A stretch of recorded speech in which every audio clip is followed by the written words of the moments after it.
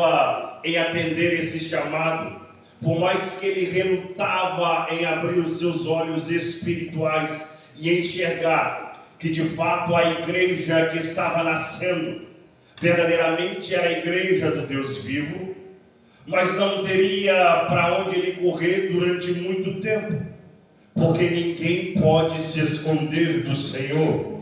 E aquele que Deus chamou, Deus determinou, e quando Deus determina algo sobre as nossas vidas, queira o inferno ou não, vai se cumprir, porque quem determinou é o Senhor, e todo poder e controle só Ele tem. Aleluia. E veja, só que também era natural que os judeus nessa época tivessem dois nomes. Um nome de origem hebreu e um nome latino ou grego. Paulo, ele traz depois consigo em suas viagens missionárias o nome romano de Paulo, de cidadão romano, para que tanto os gentios que falavam latim, quanto os que falavam a língua grega, pudessem dar ênfase à sua mensagem, para que a sua mensagem pudesse chamar a atenção deles. É por isso que agora Paulo, ele usa esse nome, que era um nome romano, um sobrenome, que vem do verbo Paulus, ou seja, pequeno, humilde.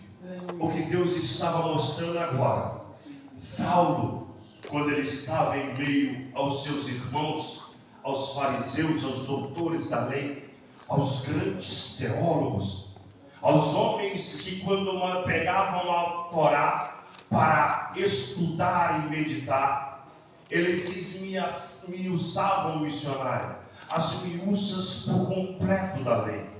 Eles tinham um entendimento absoluto da palavra, se achavam grandes e intelectuais, levita. Só que quando ele, com toda a sua sabedoria, prepotência, agora, quando ele tem um encontro com Deus, perceba que tudo aquilo que Paulo reputava por conhecimento, por ser grande, vai cair por terra quando ele conhece a Cristo. Porque agora Cristo lhe revela coisas que não eram percebíveis aos olhos humanos, a nossa visão física, a nossa visão natural humana. Mas agora Deus vai abrir os olhos espirituais de Paulo e vai lhe revelar aquilo que somente o Espírito Santo de Deus pode mostrar. E Ele só vai mostrar à tua igreja, porque a sua igreja permanece em santidade, em temor, em obediência, porque de fato a tua igreja carrega a identidade de Cristo Jesus sobre a sua vida. Aleluia! Paulo agora, ele entende que tudo o que ele tinha construído, Deus desconstrói. É por isso que na carta aos Filipenses, quando ele narra aquilo que para ele era motivo de alegria, de vanglória, de exaltação, judeu da tribo de Benjamim, fariseu, irrepreensível pela lei, perseguidor da igreja.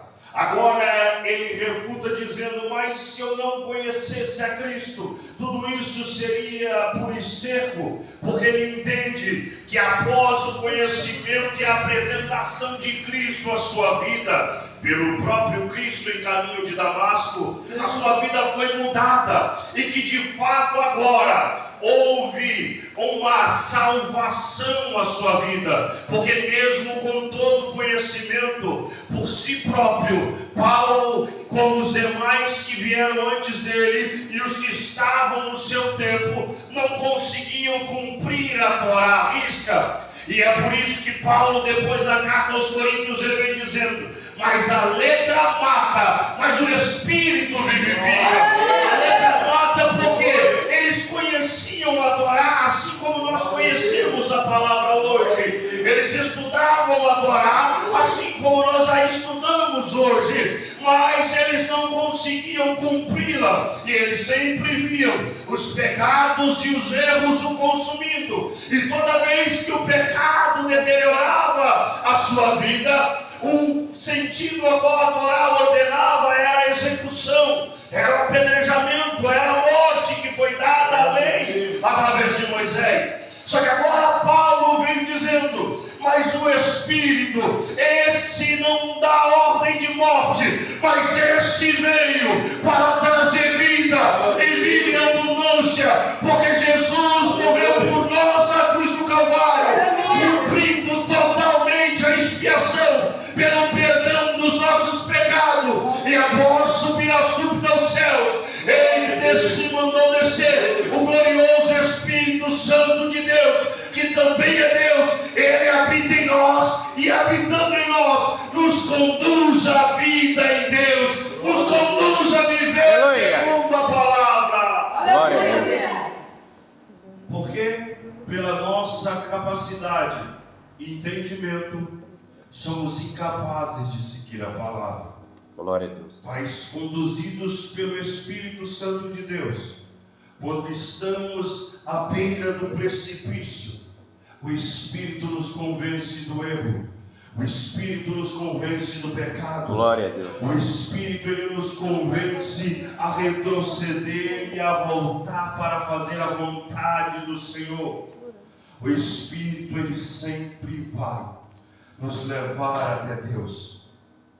E veja que Paulo, ele mostra que antes deste agraciamento a qual ele teve por essa graça, ele agora percebe que tudo que ele tinha por conhecimento não era nada, e que agora de fato ele estava tendo conhecimento mais profundo, um conhecimento tão profundo que é incabível ao entendimento dos homens.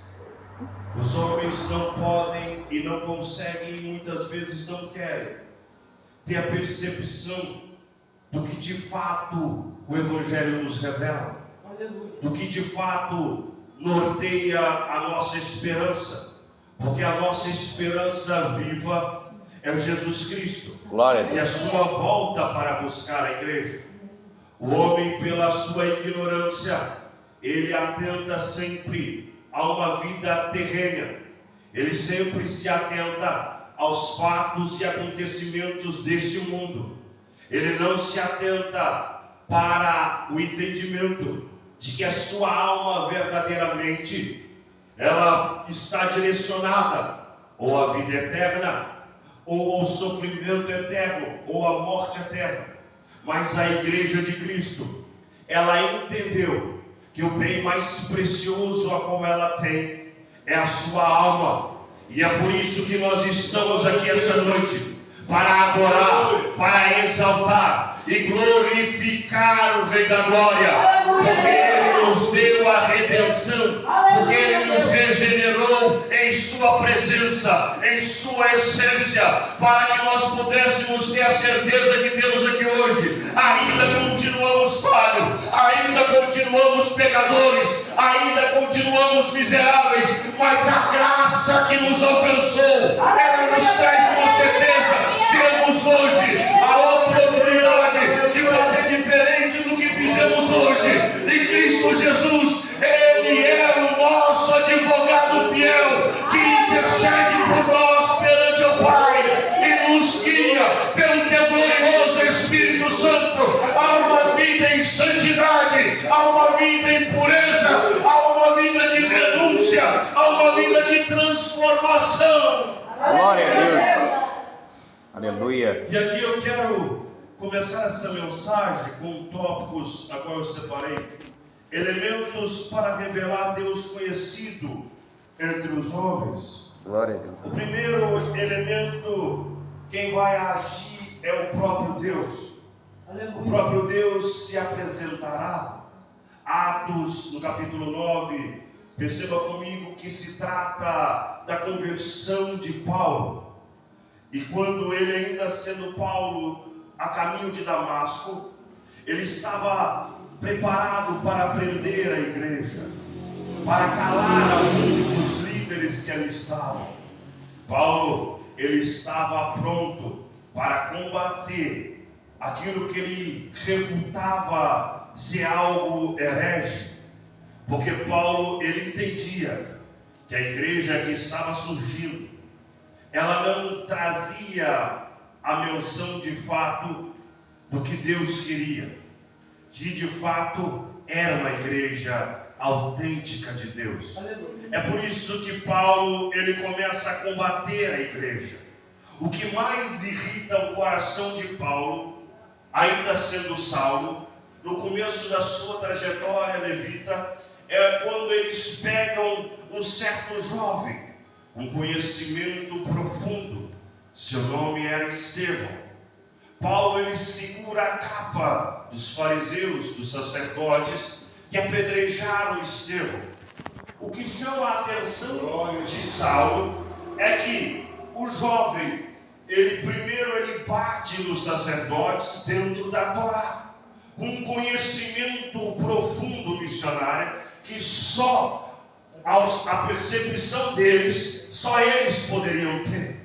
Mas esse jovem se mostra ser um jovem promissor da palavra. Aleluia.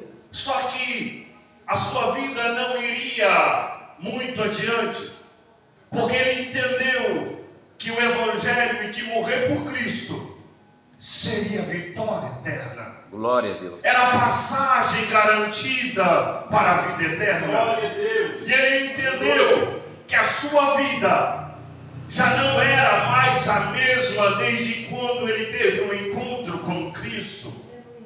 Era um jovem que de fato ele manejava, não somente sabia manejar bem a palavra, mas era um jovem a qual as escamas de peixe levita já tinha caído dos seus olhos. Glória. E ele pôde contemplar dentro da palavra que de fato o Cristo a qual os apóstolos pegavam era verdadeiramente o Messias.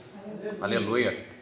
Além de Paulo ver a sabedoria desse jovem, quando ele está sendo apedrejado, ele não vê Estevão murmurar, mas ele vê Estevão dizer: vejo os céus abertos. Aleluia. Aleluia. E o Filho do Homem assentado à destra de Deus. Aleluia, Jesus. Glória a Isso Deus. irrita, inflama o coração de Paulo. A segunda coisa é: Senhor, perdoa-os, pois eles não sabem o que fazem. Aleluia. Ele poderia fazer o que muitos fazem hoje em dia: Senhor, puna-o, Senhor, castiga-o, está me perseguindo, está falando contra mim. Mas entenda bem, igreja, oração contrária é macumba, oração contrária não é de Deus. Nós somos cristãos, fomos chamados para abençoar, fomos chamados para apresentar a Cristo, apresentar a salvação, resgatar as vidas da morte eterna e levá-las à vida eterna. Não desejar que elas sejam manipuladas ou condenadas, Aleluia. mas desejar que todas sejam salvas, que todas sejam libertas. Não podemos de forma alguma retroceder ao mal. Agora, quando Saulo está a caminho de Damasco,